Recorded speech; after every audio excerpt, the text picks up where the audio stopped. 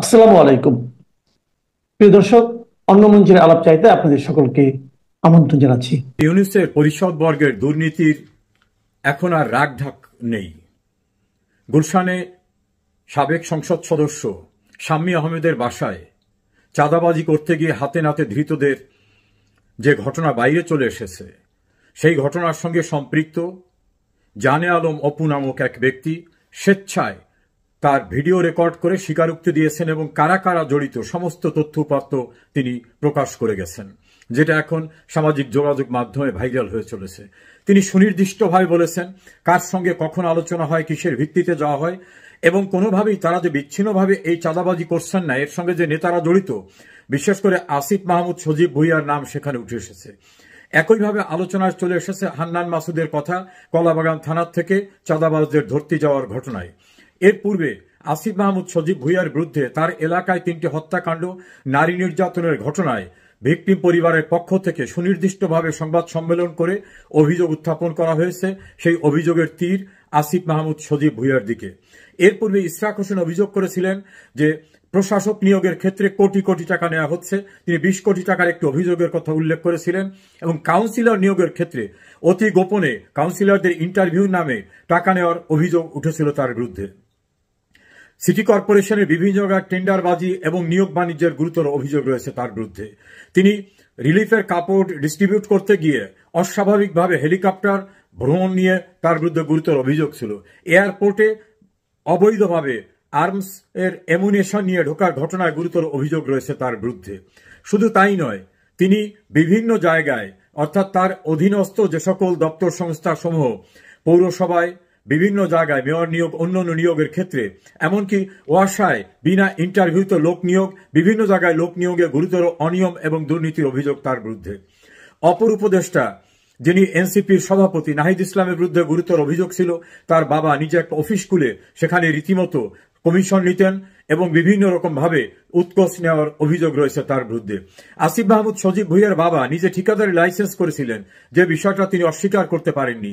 তার পরবর্তী ঘটনাগুলোও তাকে বিভিন্ন রকম ভাবে চরম বিতর্কের ভিতর ফেলেছে। এর পরেও কি ডক্টর মোহাম্মদ ইউনূস তার পরিষদ নিয়ে স্বচ্ছতার কথা বলতে পারেন? বিএনপির চেয়ারপারসনের একজন উপদেষ্টা, সাবেক সচিব, তিনি সুনির্দিষ্টভাবে বলেছেন তার কাছে তথ্য প্রমাণ, এভিডেন্স রয়েছে। অন্তত 8 জন উপদেষ্টার দুর্নীতির তথ্য প্রমাণ, সাক্ষ্য তার কাছে রয়েছে। এর বাইরে অন্যান্য উপদেষ্টারা বিভিন্নভাবে লাভবান হচ্ছেন এমন অভিযোগ তাদের বিরুদ্ধে রয়েছে।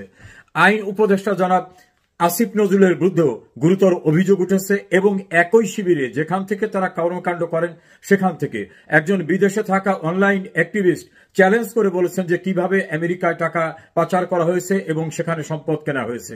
আমরা জানি না এর কোনটা সত্য কোনটা অসত্য, কিন্তু যে পরিমাণ অভিযোগ উঠেছে সেই অভিযোগকে কি এড়িয়ে যাওয়ার মতো কোনো সুযোগ আছে? একইভাবে ডক্টর মোহাম্মদ ইউনূসের বিরুদ্ধে যে অভিযোগ, যেটাকে বলা হয় কনফ্লিক্ট অফ ইন্টারেস্ট, স্বার্থের সংঘাত, যেটা তার যে ইন্টারেস্টটার সঙ্গে সাংঘর্ষিক অবস্থান, তিনি কি সরকার প্রধান হয়ে রাষ্ট্রের পাওনা ট্যাক্স, তার কাছে যে ট্যাক্স পাবে, এটাকে তিনি মাফ করতে পারেন? না, তিনি পারেন না। তাহলে তার ইন্টারেস্টে তিনি কাজ করছেন, এটাকে বলে কনফ্লিক্ট অফ ইন্টারেস্ট। তার বিরুদ্ধে দুর্নীতি দমন কমিশন প্রাথমিক অনুসন্ধান করে তথ্য উপাত্ত পেয়ে তারপরে এফআইআর দাখিল করেছিল। সেই এফআইআর এর ভিত্তিতে তদন্ত করে সত্যতা পাওয়ায় চার্জশিট দাখিল হয়েছিল। সেই মামলা বাতিলের জন্য তিনি হাইকোর্টে এসেছিলেন। হাইকোর্ট মামলা বাতিল না করে বলছে এই মামলায় তাকে বিচারের মুখোমুখি করতে হবে। এরপর তিনি হাইকোর্টের রায়ের বিরুদ্ধে গেলেন সুপ্রিম কোর্টে, অ্যাপিলেট ডিভিশনে। অ্যাপিলেট ডিভিশনে শুনানি বহাল থাকা অবস্থায় নিচার কোর্ট থেকে মামলা প্রত্যাহার করে নিয়ে গেলেন। তার একটি মামলা হাইকোর্ট তার বিপক্ষে রায় দিল। রায় দেওয়ার পরপর তিনি ক্ষমতা আসলেন। হঠাৎ করে অলৌকিকভাবে সেই একই বিচারকরা বলছেন আমরা দুইজন একমত হলাম না। বুঝতে কারো বাকি থাকে? তিনি রাষ্ট্রের সরকারের নির্বাহী প্রধান এই পদ দাবি করে নিজের প্রতিষ্ঠানের নামে বিশ্ববিদ্যালয় নিলেন, এটা কি তিনি নিতে পারেন? তিনি একটা টেকনোলজিক্যাল ডিজিটাল ওয়ালেট নিলেন, এটা কি তিনি নিতে পারেন?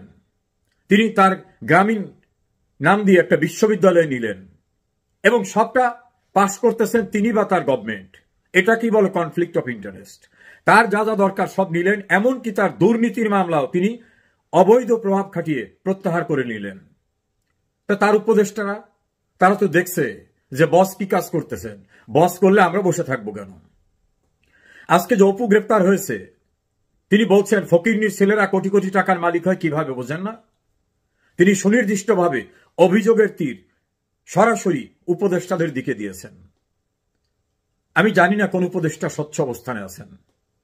সাবেক প্রধানমন্ত্রী শেখ হাসিনা, তার পরিবার, তার দলের নেতৃবৃন্দ, তার সরকারের মন্ত্রী পরিষদের সদস্যবৃন্দ, এমপিদের সবার বিরুদ্ধে দুর্নীতির অভিযোগ গণহারে আনছেন। ডক্টর ইউনূস, এই যে অভিযোগগুলো উঠল আপনার উপদেষ্টাদের বিরুদ্ধে, আপনার বিরুদ্ধে, আপনার কি এই দায়িত্বে থাকার আর কোনো নৈতিক অধিকার আছে? আপনার উপদেষ্টাদের কি এই দায়িত্বে থাকার কোনো অধিকার আছে? এমনিতেই আপনারা অবৈধ, আপনাদের কোনো লিগ্যাল অথরিটি নাই, আপনাদের এই পদে থাকার কোনো আইনগত ভিত্তি নাই, সাংবিধানিক কোনো ভিত্তি নাই। তারপরেও এই অবৈধ অবস্থায় থাকারও কি আর কোনো সুযোগ আপনাদের আছে? এর প্রত্যেকটা ফৌজদারি অপরাধ না, ক্রিমিনাল অফেন্স না? নৈতিকতার দিক থেকে এবং আইনের দিক থেকে সমস্তটা অপরাধ। এই দেশটা ছোট্ট, কে কোথার থেকে কি কি করতেছেন সবই জানা যায়। আপনি আপনার ক্যাবিনেট করেছেন গ্রামীণ কনসোর্টিয়াম, বিদেশি কনসোর্টিয়াম, আপনার ভাতিজা, আপনার গ্রামীণের সঙ্গে যারা কাজ করত তাদের নিয়ে। চোখ কান খুলে তাকিয়ে শুনুন মানুষের মন্তব্য কি আপনাদের সম্পর্কে। দেশের তো 12টা বাজিয়েছেন। বিশ্বব্যাংক বলেছে জিডিপির হার হবে 3+ শেখ হাসিনা যখন ক্ষমতায় ছিলেন তখন জিডিপি ছিল 7+ আর এখন 3 শিল্প কলকারখানা বন্ধ হয়ে গেছে, বেকারত্ব চরমভাবে বাড়ছে। আপনার পিআরের লোক ডক্টর দেবপ্রিয় ভট্টাচার্য বিশ্বব্যাংকের রেফারেন্স দিয়ে তুলে ধরেছেন 28 লক্ষ মানুষ বেকার হয়েছে, এর ভিতরে 18 লক্ষই নারী। ব্যবসায়ী সম্প্রদায়ের নেতা এফবিসিসিআই এর সাবেক সভাপতি একে আজাদ চিত্র তুলে ধরেছেন। ব্যবসায়ীরা আপনার উপদেষ্টাদের সামনে তুলে ধরেছেন যে সব শেষ হয়ে যাচ্ছে। বাংলাদেশের অর্থনীতির এই ভঙ্গুর অবস্থা 50-53 বছর ইতিহাসে কখনো হয়নি। বিদেশ থেকে কোনো সাহায্য আসছে না। তৈরি পোশাক রপ্তানির ক্ষেত্রে মানুষকে ভুল বুঝিয়ে বলছেন যে না আমরা কমিয়েছি, অথচ বিজিএমইর সভাপতি বলছেন না, কার্যকরভাবে আমাদের উপরে এই 35% শুল্ক ইম্পোজ হচ্ছে। বিদেশের থেকে আর একটা খাত ছিল জনশক্তিতে ওয়েজ আর্নিং। আপনার জঙ্গিরা মালয়েশিয়া ধরা পড়ার পরে তারা আর ম্যান পাওয়ার নিচ্ছে না, আর এই খবর মধ্যপ্রাচ্যের দেশগুলো জেনে যাওয়ার ফলে তারাও আগ্রহ হারিয়ে ফেলেছে। ফলে তৈরি পোশাক খাত থেকে যায়, জনশক্তি রপ্তানি থেকে আয় সব বন্ধ হয়ে যাচ্ছে। দেশের ভিতরে শিল্প থেকে আয় বন্ধ হয়ে যাচ্ছে। কৃষির উৎপাদন মুখ থুবড়ে পড়ছে। অর্থনৈতিক অবস্থা নাজুক। সামাজিক প্রতিরক্ষা খাতে যে সকল ফান্ড দেওয়া হতো, প্রতিবন্ধী ভাতা, বিধবা ভাতা, তালাকপ্রাপ্তদের ভাতা, দুস্থদের ভাতা, ছাত্রছাত্রীর ভাতা, মুক্তিযোদ্ধার ভাতা, এখন প্রায় সব বন্ধ হয়ে যাওয়ার উপক্রম। আর বড় বড় প্রকল্প সবই তো বন্ধ হয়ে যাচ্ছে। উন্নয়নের অগ্রযাত্রাকে একেবারে অবদমিত হয়ে গেছে। যা কিছু উন্নয়ন আপনার হচ্ছে এবং আপনার উপদেষ্টাদের হচ্ছে, আর উপদেষ্টাদের পরিবারবর্গের হচ্ছে। নীতি নৈতিকতার কথা বলার অথরিটি আপনার নাই। 12টি দেশে গেছেন, সবখান থেকে খালি হাতে ফিরে এসেছেন। ভিক্ষার ঝুলিতে কিছুই আপনার জোটেনি। বুঝতে পেরেছেন, বিদেশে আসলে সরকার প্রধানরা আপনার সঙ্গে দেখাও করে না। আমি জানি না দেশটাকে একেবারে কোন পর্যায়ে নেওয়ার পরে আপনি পরিত্রাণ দেবেন, তবে আমার মনে হয় সামগ্রিক অবস্থায় আপনার নীতি নৈতিকতা, আইনগত অধিকার সবকিছু মিলিয়ে আপনার আর কোন রকম অবশিষ্ট সময় নেই এই পদ আঁকড়ে থাকার এবং আপনার পরিষদদের নিয়ে। যারা আপনি ভুল বুঝিয়েছিলেন, চিৎকার করে অনেকে বলতো ডক্টর ইউনূস এসেছে, ডক্টর ইউনূস এসেছে, আহা কি না হয়, তারাই এখন বলতেছে যে ভণ্ডামির একটা সীমা থাকে। মুখ ফিরিয়ে নিয়েছে সবাই। আপনার ছাত্রদের সঙ্গেও এখন আর কেউ নাই। বুঝতে পেরেছেন? দেশটাকে ধ্বংসের চূড়ান্ত সীমায় নিয়ে গেছেন। পরিত্রাণ হবে না। ছেড়ে বিদেশের কোথাও গেলে সেখানেও সুস্থভাবে থাকতে পারবেন না। ডক্টর ইউনূস, পৃথিবীতে আমি জানি না এভাবে অবৈধ ক্ষমতা দখল করেও কেউ শুধু নিজেরটা এইভাবে নেয় কিনা, এটা আমার জানা নেই। তবে আপনি যে দৃষ্টান্ত স্থাপন করলেন, অনেক নোবেল লরিয়েট জেলখানায় আছে, আপনার জন্য কি ভবিষ্যৎ অপেক্ষা করছে সেটাই এখন দেখার সময় আমাদের জন্য।